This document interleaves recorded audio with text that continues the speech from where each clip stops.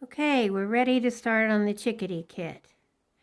You've gotten your pattern here and you've traced it with the tracing paper, which is this, and then you've colored it with whatever colors you want.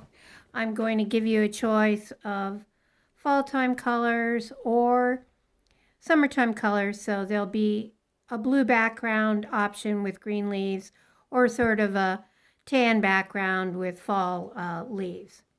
So it's the 2-needle method, and on one needle you put a double thread and on the other needle you put a single thread. And then you tie a knot on both sides, both pieces of thread.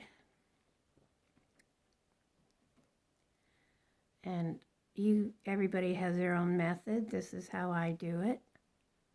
I just go round and round, maybe, I don't know, 5, 6, 7 times till I like the knot. This is a single thread, so you have to make the knot a little bit bigger. And then we're ready to move. So here's the double threaded one that's been knotted. And I'll start right here at the bottom and come up on the line that is the inside line, not the outside line where it says felt edge. This is going to be left lacy stiff stuff on the outside. When you're beading this, I want you to make sure that you hang to the inside of this line you've drawn. So you see, here's the line, and just hang to the inside of it because that is the edge of the cuff. Like here's the cuff, so you know you don't want that line there hanging out over the edge. Okay, I'm picking up the beads. I'm keeping all the colors in this fall time kit, kind of grays and whites and blacks, of course, because of the little chickadee, but tans, browns, that kind of thing. It's a real mellow color scheme. And then, of course, we'll use the silver on the lacy stiff stuff to make it look very jewelry-like. So you just pick up a bunch of beads. This is going to be your outline stitch. Okay, we could get started here. Now, this is called couching. It's bead embroidery.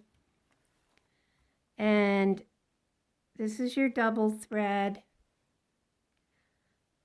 I like to kind of wrap this double thread around my finger several times. Hold it taut. Position it where I want it. Now you can see I'm holding it to the inside of the line I've drawn. And then you come up right next to the beads and go over that double thread. So you're locking down every 2 beads. And of course, in the beginning, it's a little harder because you kind of have the thread management. So your thread is longer. And you have to make sure you don't get any tangles or loops on the back. Then it gets easier as your thread gets a little shorter. So you just keep going along.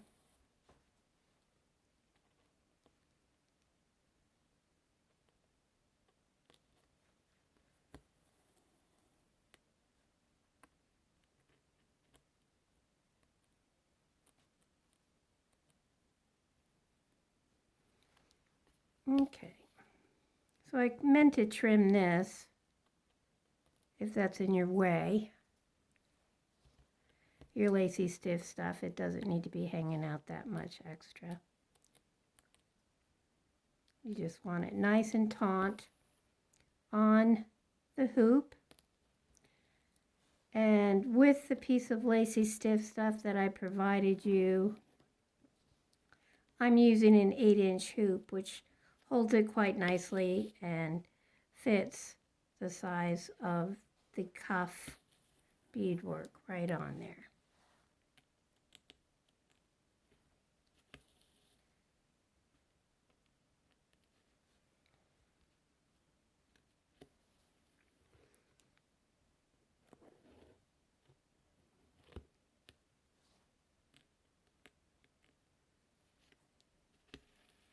It's my practice to keep partially on the table with the hoop and then hang the part you're sewing off the table so you can have nice easy access to the underside. Now as we reach down here where we're going to start going around the corner, I kind of move the hoop and like this and just start easing my way around the corner.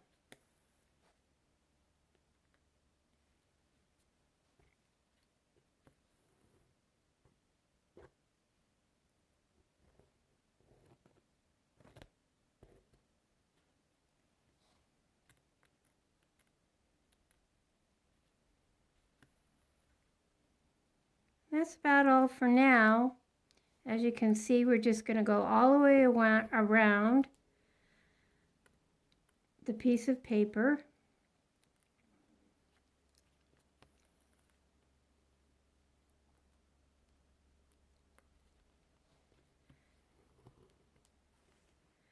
Okay, time to add more beads. So we'll just go now all the way around till we come back here, and then go down with your double thread and tie off, and then down with your single thread and tie off. Okay.